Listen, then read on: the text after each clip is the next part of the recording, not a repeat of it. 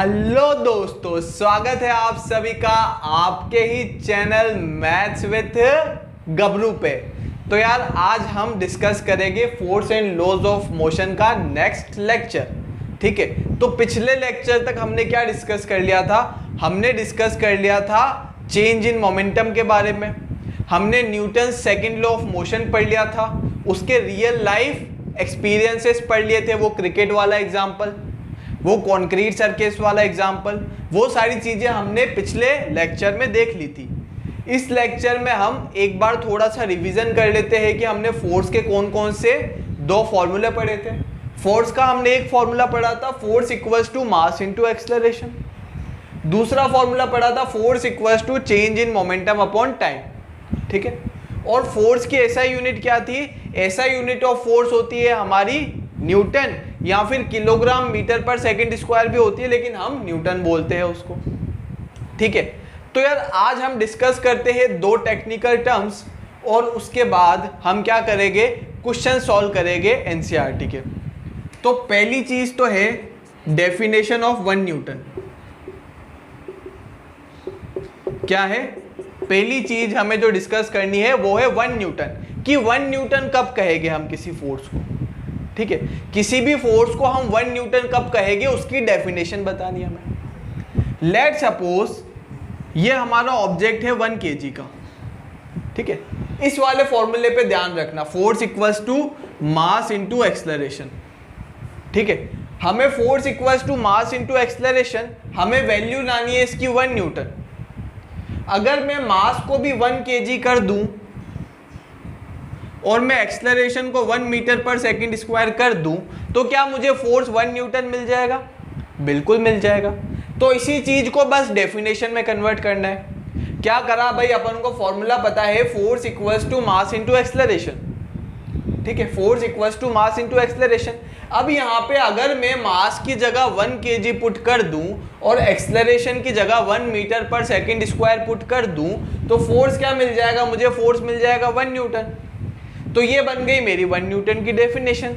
तो क्या लिखूंगा 1 न्यूटन की डेफिनेशन? कि अगर मैं किसी एक kg के ऑब्जेक्ट पर फोर्स लगाता हूं और अगर वो फोर्स उसके अंदर 1 मीटर पर सेकंड स्क्वायर का एक्सेलरेशन प्रोड्यूस करता है, तो उस फोर्स को क्या कहूंगा कि वो 1 न्यूटन का फोर्स है। वापस सुनो कि अगर मेरे पास कोई ऑब्जेक्ट है 1 kg का और उस पर मैंने फोर्स लगाया और उससे इसके अंदर एक्सेलरेशन आया 1 मीटर पर सेकंड स्क्वायर का, तो इस ऑब्जेक्ट का क्या कहूंगा कि इस ऑब्जेक्ट के ऊपर कितना फोर्स लगा? 1 न्यूटन का फोर्स लगा। ठीक है, तो इसकी डेफिनेशन क्या हो गई 1 न्यूटन की? कि भाई अगर हमने किसी भी ऑब्जेक्ट पर एक फोर्स लगाया जो कि 1 kg का ऑब्जेक्ट है और उसके अंदर 1 मीटर पर सेकंड स्क्वायर का एक्सेलरेशन प्रोड्यूस हुआ, तो फोर्स 1 न्यूटन कहलाएगा। If we apply a force on a body of 1 kg,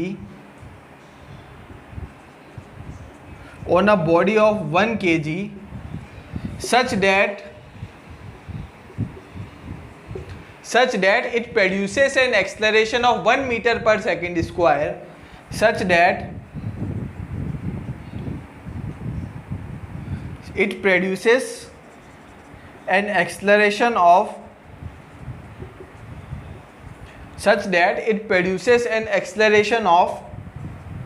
1 meter per second square, then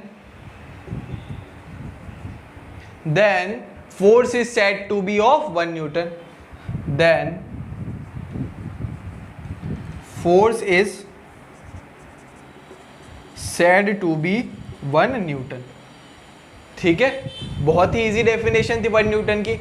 एक बार ये सारा आप स्क्रीनशॉट ले, उसके बाद एक नोट लिखाना है केवल मुझे, उसके बाद अपना काम खत्म उसका क्या कहते हैं थ्योरी का। फिर अपन कुछ एग्जाम्पल सॉल्व करेंगे एनसीईआरटी के। ठीक है, इसका screenshot low.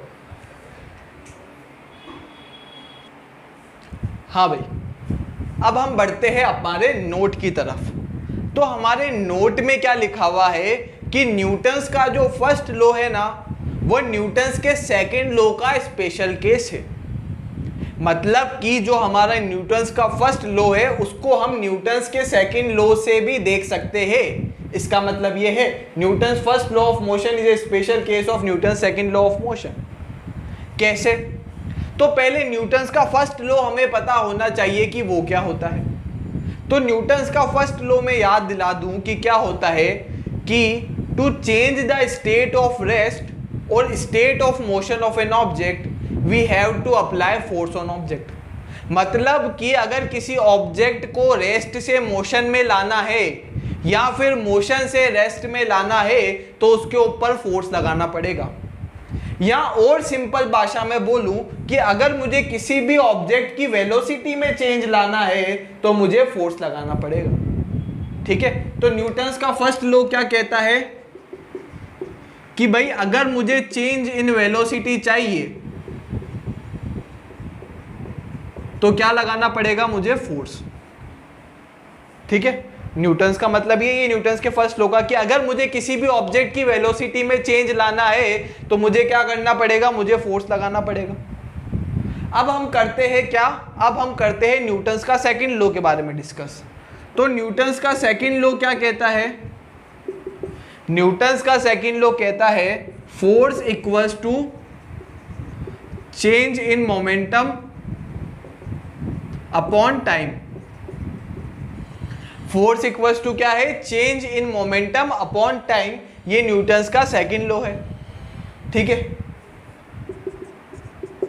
Change in momentum क्या होगा? m into V final minus m into V initial. Final velocity minus initial velocity upon time. ठीक है, इसमें से कॉमन ले लो m, तो ये आ गया v minus U upon T. तो फोर्स की वैल्यू क्या आ गई? फोर्स की वैल्यू आ गई m into we minus U by T. ठीक है, फोर्स की क्या वैल्यू आ गई? Force equals to m into we minus U by T. ठीक है, अब क्या करना है मुझे? फोर्स को लेट सपोज इसको थोड़ा और इधर ले आओ, f into T equals to m into we minus U. अब लेट सपोज मेरी फोर्स की वैल्यू 0 है। एक कंडीशन रख दी कि लेट सपोज मेरी फोर्स की वैल्यू 0 है। तो देखो इफ f इक्वल्स टू 0, अगर फोर्स को 0 पुट करो तो क्या आएगा? फोर्स को अगर मैंने 0 पुट किया तो m into we minus U equals to V minus U equals to 0। तो ये क्या शो कर रहा है कि v minus U equals to 0। मतलब कि अगर मेरा फोर्स 0 है, अगर मेरा फोर्स 0 है तो चेंज इन वेलोसिटी भी क्या आएगा? 0। ठीक है, तो यही तो न्यूटन्स का फर्स्ट लॉ कहता था कि अगर किसी ऑब्जेक्ट पे तुमने फोर्स नहीं लगाया तो वो कभी भी अपनी वेलोसिटी चेंज नहीं करेगा। अगर उसकी वेलोसिटी 0 है तो वो 0 पे ही रहेगा। अगर उसकी वेलोसिटी 10 मीटर पर सेकंड है तो वो 10 मीटर पर सेकंड पे ही रहेगा। तो अगर किसी भी ऑब्जेक्ट का क्या करना है? वेलोसिटी में चेंज करना है तो फोर्स लगाना पड़ेगा। अगर तुमने फोर्स 0 रख दिया तो भाई साहब वो कभी जिंदगी में अपनी वेलोसिटी चेंज नहीं करेगा। और ये मैंने यहाँ पर प्रूव भी कर दिया। और कैसे प्रूफ किया? न्यूटन्स के सेकंड लॉ की हेल्प से। तो मैं क्या बोलूँगा कि न्यूटन्स का जो फर्स्ट लॉ ऑफ मोशन है वो स्पेशल केस है किसका? न्यूटन्स का सेकंड लॉ ऑफ मोशन। ठीक है, रिलेशन हमने फाइंड आउट कर लिया। एक बार इसका स्क्रीनशॉट ले लो फिर हम क्वेश्चंस करते हैं। हाँ दोस्तों, हम क्वेश्चन सॉल्व कर रहे हैं science NCERT page number 121 and example number 9.2 का क्वेश्चन सॉल्व कर रहे हैं। आप क्वेश्चन की लैंग्वेज अपनी बुक से देखिए। मैंने यहाँ पे बड़े ही शॉर्ट फॉर्म में डाटा को रिप्रेजेंट किया है क्योंकि मेरे पास स्पेस थोड़ी कम रहती है, लेकिन मैं आपको ज़रूर प्रेफर करूँगा कि बुक को एक बार क्वेश्चन पढ़िए, क्योंकि क्वेश्चन पढ़ने से हमें लैंग्वेज का पता चलता है। ये तो मैंने बहुत ही ईजी वे में लिख दिया तो यहाँ से तो हलवा बन गया, लेकिन पहले आपको क्या करना है? हलवा बनाना सीखना है। कैसे? अब इसको तो डायरेक्ट उठा के खा लोगे फॉर्मूला लगा के, लेकिन क्वेश्चन पढ़ने से तुम्हें पता चलेगा कि हलवा बनता कैसे है। तो हलवा बनाओ पहले, फिर हलवा खाओ। मेरा बना हुआ हलवा मत खाओ। तो क्वेश्चन पढ़ो, मैं भी पढ़ रहा हूँ और लैंग्वेज देखते क्या है।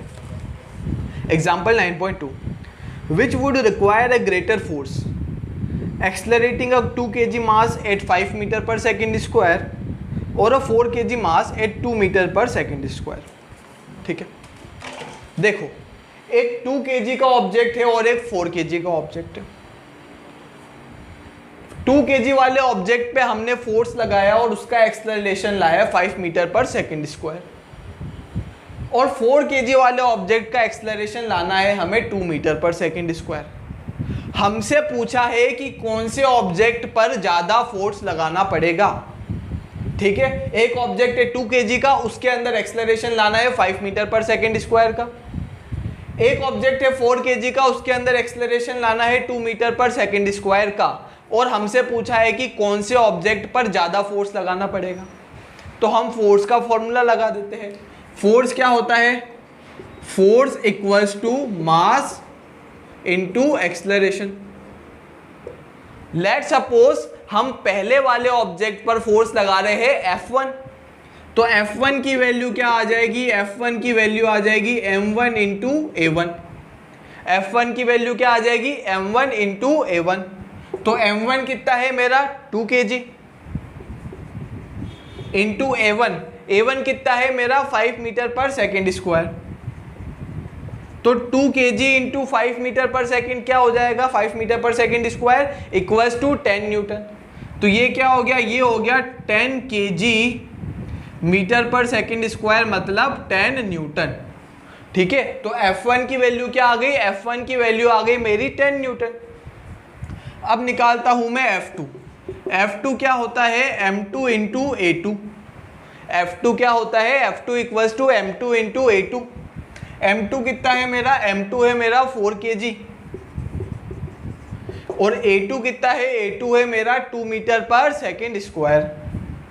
2 मीटर पर सेकेंड स्क्वायर। तो इन दोनों को मल्टीप्लाई करने पर क्या आ गया? मेरे पास आ गया 8 kg metre per second square. 8 kg metre per second square equals to 8 newton. तो बताओ कौन सा ज्यादा है, F1 या F2? F1 है मेरा 10 न्यूटन और F2 है मेरा 8 न्यूटन। तो obviously F1 is greater than F2। तो मेंशन कर दो कि भाई मेरा F1 जो है किससे ग्रेटर है? F2 से। ठीक है, बहुत ही इजी क्वेश्चन, स्क्रीनशॉट लो, फिर अगले क्वेश्चन की ओर बढ़ते हैं। हाँ दोस्तों, अगला एग्जांपल वापस एनसीईआरटी का है, पेज नंबर 121 पर एग्जांपल 9.3। शॉर्ट फॉर्म में मैंने यहाँ पे लिख दिया है, लैंग्वेज हम पढ़ते हैं। अब motor car is moving with the velocity of 108 kilometre per our. एक मोटर कार है जो कितनी वेलोसिटी से भाग रही है? 108 किलोमीटर पर आवर। मतलब ये क्या है? उसकी इनिशियल वेलोसिटी। तो u equals to 108 kilometre per hour. तो भाई जहां भी तुम्हें किलोमीटर पर आवर दिखे ना, तो सबसे पहले तो क्या करो, उसको एक बार के लिए क्या कर दो, उसको मीटर पर सेकंड में कन्वर्ट कर दो। और किलोमीटर को मीटर पर सेकंड में कैसे कन्वर्ट करते हैं? इंटू 5/18। तो u इक्वल्स टू क्या करो भाई, 108 किलोमीटर पर आवर है इक्वल्स टू 108 इंटू 5/18 कर दो, 5/18 मीटर पर सेकेंड। ठीक है, अब क्या करो, ये जा रहा है तुम्हारा 6 8 जा 40, हाँ, तो ये 6 टाइम्स गया, तो 6 5 जा क्या हो जाएगा? 30। तो ये आ गया मेरा 30 मीटर पर सेकेंड। तो u की वैल्यू तो आ गई मेरे 30 मीटर पर सेकेंड। ठीक है, फाइनल वेलोसिटी क्या दे रखी है देखो, and it takes 4 second to stop after the brakes are applied. फिर क्या हुआ, 108 किलोमीटर पर आवर की रफ्तार से भाग रहे थे अंकल जी, बैठे बैठे उनको पता नहीं क्या हुआ, उन्होंने ब्रेक मार दिया। ब्रेक मारते ही 4 सेकेंड बाद वेलोसिटी हो गई 0। तो फाइनल वेलोसिटी क्या हो गई मेरी? 0। तो v इक्वल्स टू 0। और इस v इक्वल्स टू 0 करने में टाइम कितना लगा भाई साहब? 4 सेकेंड। तो और हमारी जो कार है ना, पहले तो मैंने यहां लिख रखा है, मैंने क्वेश्चन पहले पढ़ रखा है, इसे जल्दी बता रहा हूं। Calculate the force exerted by the breaks on the motor car if the mass along with the passenger is 1000 kg। अब भाई अपनी जो कार है उसको रोका किसने? उसको रोका है ब्रेक लगाने से। भाई हमारी कार है और कार को ब्रेक लगाने के कारण रोक रहे हैं, मतलब ब्रेक अपनी कार पर फोर्स लगा रहे हैं पीछे की डायरेक्शन में। फोर्स क्यों लगा रहे हैं? अपन को पता है कि भाई मेरी अगर रफ्तार 30 मीटर पर सेकंड से चल रही है तो कोई माइका लाल उसको कम नहीं कर सकता बिना फोर्स लगाए। तो अगर मुझे कम करनी है तो फोर्स लगाना पड़ेगा, और फोर्स कौन लगा रहे हैं? गाड़ी के ब्रेक। तो हमें वही फोर्स कैलकुलेट करना है कि ब्रेक ने आखिर कितने फोर्स लगाए कि 30 मीटर पर सेकंड रफ्तार से चलने वाली गाड़ी को 4 सेकंड में रोक दिया भाई साहब। ठीक है, तो हमें फोर्स लगाना है, और उस गाड़ी का मास कितना है? 1000 kg। उसके अंदर जितने पैसेंजर बैठे हुए उन सबको मिलाकर उसका मास कितना है? 1000 kg। तो मास भी हमें दे रखा है 1000 kg। ठीक है, फोर्स क्या होता है? Force equals to change in momentum upon time. फोर्स का फॉर्मूला क्या होता है? Change in momentum upon time, मतलब m into final velocity minus m into initial velocity upon time. Force equals to m common ले लिया, v minus u by t. m की value कितनी है? m की वैल्यू है 1000 kg। v की value कितनी है? गाड़ी आखिर में स्टॉप हो गई तो v की वैल्यू है 0। u की वैल्यू कितनी है? स्टार्ट कितने से होगी? 30 मीटर पर सेकेंड। कहां गया ये? 30 metre per second, 30 metre per second. और टाइम कितना है? टाइम है 4 सेकेंड्स। तो कैंसिल करो, कैंसिल करने बैठे तो ये 250 और 250 इंटू 3 तो ये हो जाएगा माइनस 7500 न्यूटन, माइनस 7500 न्यूटन का फोर्स लगाया है ब्रेक ने। और ये माइनस का साइन क्या इंडिकेट कर रहा है? कि फोर्स पीछे की डायरेक्शन में लगाया है, मतलब इस डायरेक्शन में अगर गाड़ी चल रही है तो फोर्स उसके पीछे डायरेक्शन में लगाया है, इसलिए यहां पर नेगेटिव साइन है। तो यहां पे क्या लिख दूंगा मैं? Negative sign indicates that the force is in opposite direction of motion.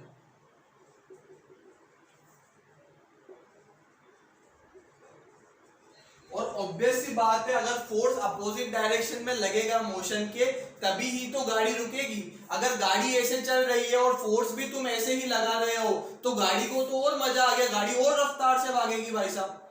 ठीक है, तो रोकना है तो फोर्स पीछे ही लगाना पड़ेगा। ये तो सिंपल सी बात है, कॉमन सेंस वाली बात है। एक बार स्क्रीनशॉट ले इसका।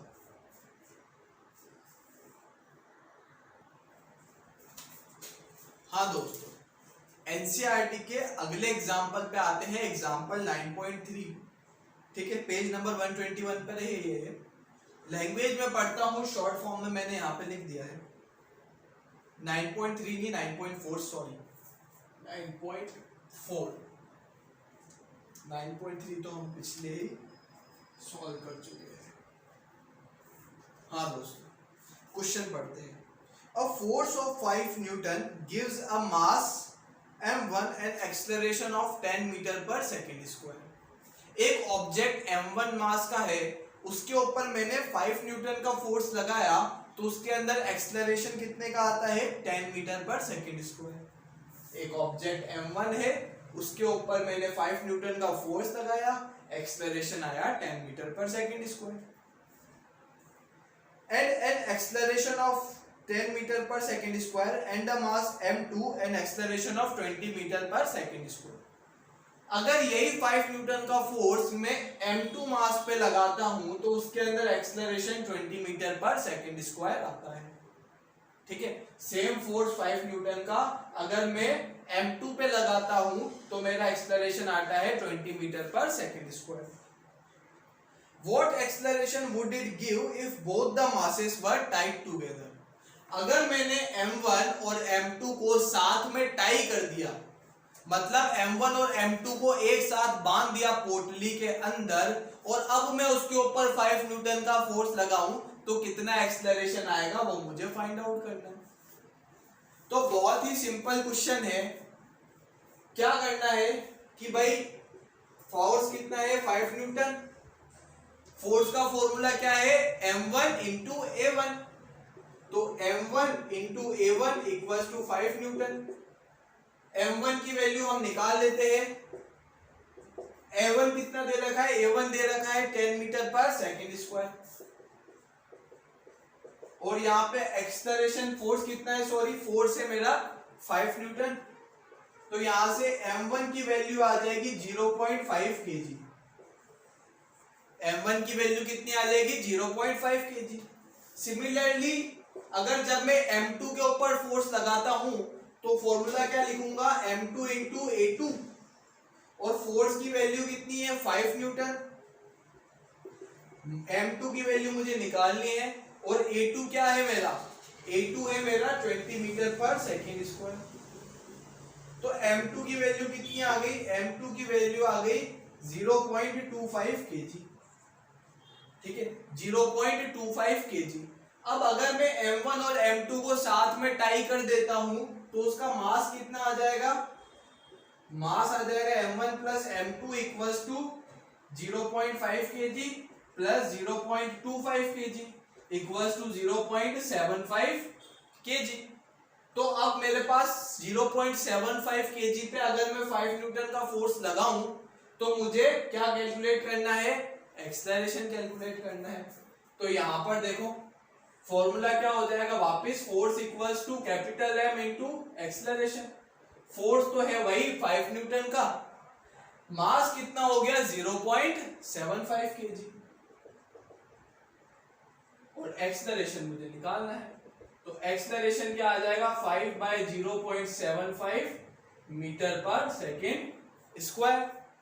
अब इसको तुम सॉल्व कर लेना, क्या करेंगे देखो, ये डेसिमल हटाया तो एक्सेलरेशन आ गया मेरे 500 बाय 75, 5 से गया ये कितने बार में 115 टाइम्स में, 100 बाय 15, 100 बाय 15 आ जाएगा मेरा 20 बाय 3। तो एक्सेलरेशन आ गया मेरा 20 bye 3 metre per second square. बहुत ही इजी क्वेश्चन। क्या करा, फर्स्ट इक्वेशन से m1 की वैल्यू निकाली, सेकेंड इक्वेशन से m2 की वैल्यू निकाली, फिर m1 प्लस m2 कर दिया। अब फोर्स तुम्हें दे रखा है, एक्सेलरेशन निकालना है। बहुत ही इजी क्वेश्चन, स्क्रीनशॉट ले लो इसका।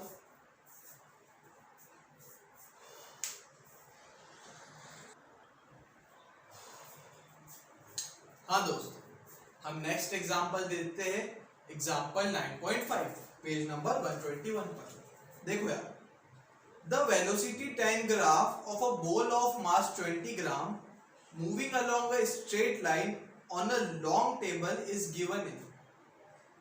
ठीक है, क्या कर रखा है, एक टेबल दे रखा है, लेट सपोज एक टेबल है यहाँ पर, इसके ऊपर हमने क्या करा, एक बॉल को चलाना चालू किया, और ग्राफ के अकॉर्डिंग उस बॉल की इनिशियल वेलोसिटी कितनी दी हमने, इनिशियल वेलोसिटी दी 20 सेंटीमीटर पर सेकेंड। तो ग्राफ के अकॉर्डिंग बॉल की इनिशियल वेलोसिटी कितनी है 20 सेंटीमीटर पर सेकेंड। इसको मीटर पर सेकेंड में कन्वर्ट करूं अगर मैं, तो सेंटीमीटर को मीटर में कन्वर्ट करने के लिए 100 से डिवाइड करता हूं, तो 20 bye 100 metre per second means 0.2 metre per second. ठीक है, और वो चलते चलते चलते चलते एक पॉइंट आता है जहां पर उसकी वेलोसिटी 0 हो जाती है, फाइनल वेलोसिटी 0। भाई तुमने खुद ने ऑब्जर्व किया होगा कि एक लंबी सी टेबल ले लो, लॉन्ग टेबल, और तुम उसके अंदर एक बॉल को छोड़ दो किसी वेलोसिटी के साथ, तो वो धीरे धीरे धीरे धीरे धीरे धीरे जाते जाते क्या हो जाएगी, एक पॉइंट पर रुकेगी। टेबल ना कंसीडर करके अगर तुम सोच रहे हो कि यार टेबल से बॉल नीचे गिर जाएगी, तो उसको कंसीडर मत करो, एक लॉन्ग टेबल मान लो, एक बड़ी गली जितना टेबल मान लो, और तुमने क्या करा, उसको कुछ वेलोसिटी दे दी, कितनी 0.2 मीटर पर सेकंड से चलने के लिए छोड़ दिया। तो कुछ टाइम बाद धीरे धीरे धीरे धीरे क्या होगा, वो बॉल रुक जाएगी। अब तुम बोलोगे सर इसके ऊपर तो कोई फोर्स नहीं लग रहा, फिर भी बॉल कैसे रुक रही है? तो फोर्स लगता है भाई, जो हमारी जमीन होती है ना, वो फ्रिक्शन फोर्स लगाती है। फ्रिक्शन फोर्स क्या करता है, हमें पीछे की तरफ खींचता है। फ्रिक्शन फोर्स क्या करता है, इस बॉल को रोकने की कोशिश करेगा, पीछे की डायरेक्शन में लगेगा, और एयर भी चलती है अगर अपोजिट डायरेक्शन में तो वो भी इसको रोकने की कोशिश करेगी, तो फोर्स लग रहा है तभी रुकेगा। ठीक है, तो हमें वही फोर्स निकालना है, how much force table exerts to bring the ball in rest, कि भाई फोर्स कितना टेबल लगा रही है बॉल को रेस्ट में लाने के लिए। तो ग्राफ से हमें फाइनल वेलोसिटी दे रखी, इनिशियल वेलोसिटी दे रखी है 20 metre per second, sorry 20 centimetre पर सेकेंड, मतलब कि 0.2 मीटर पर सेकेंड, और फाइनल वेलोसिटी है 0 क्योंकि रेस्ट पे आ रहा है।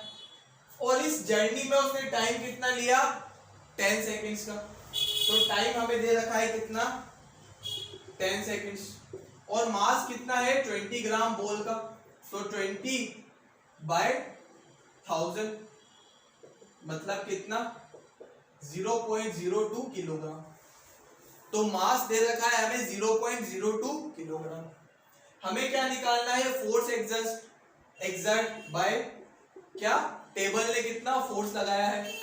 ठीक है, तो फोर्स का फॉर्मूला क्या होता है, फोर्स का फॉर्मूला होता है change in momentum upon time, कि मोमेंटम में कितना चेंज आया है अपॉन टाइम।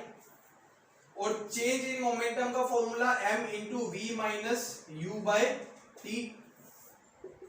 m कितना है, m है 0.02 kilogram, final velocity 0, initial velocity 0.2 metre per second, और टाइम कितना है, टाइम है मेरा 10 सेकेंड्स। तो इन सबको मल्टीप्लाई करने के बाद क्या आ जाएगा, ये आ जाएगा 4/1000 न्यूटन, मतलब कि 0.004 न्यूटन। तो कितना फ्रिक्शन फोर्स लगा है, माइनस में 0.004 न्यूटन। माइनस का साइन क्या इंडिकेट कर रहा है कि फ्रिक्शन फोर्स पीछे की डायरेक्शन में लग रहा है, और फ्रिक्शन फोर्स पीछे की डायरेक्शन में ही लगता है, और यही फ्रिक्शन फोर्स है जिसके कारण हम रुक रहे हैं। वरना तो भाई अगर लेट सपोज मैं किसी चीज को थोड़ा सा भी चला के छोड़ दूं, लेट सपोज ये मार्कर है, इसको मैं अपने हाथ पे चला के छोड़ दूं, तो ये रुक रहा है ना एक पॉइंट पे, क्योंकि फ्रिक्शन है। रोड पे किसी बॉल को फेंकता हूं तो ऐसा थोड़ी ना है कि वो चलती जाती एक पॉइंट पर रुकती है ना, और वो किस फोर्स के कारण रुकती है, फ्रिक्शन फोर्स के कारण। इस ग्राफ की इस ग्राफ की हेल्प से तुम्हें फाइनल वेलोसिटी और इनिशियल वेलोसिटी फाइंड आउट करनी है, और टाइम फाइंड आउट करना है, और कुछ नहीं। ठीक है, तो स्क्रीनशॉट लो इसका। तो ठीक है दोस्तों, हमने आज के लेक्चर के अंदर क्वेश्चन सारे सॉल्व कर लिए एग्जांपल वाले। अब हम नेक्स्ट लेक्चर में डिस्कस करेंगे न्यूटन्स का थर्ड लॉ। तब तक के लिए अपने घर पे रहिए, सुरक्षित रहिए, and tata and bye bye from maths with Gabru.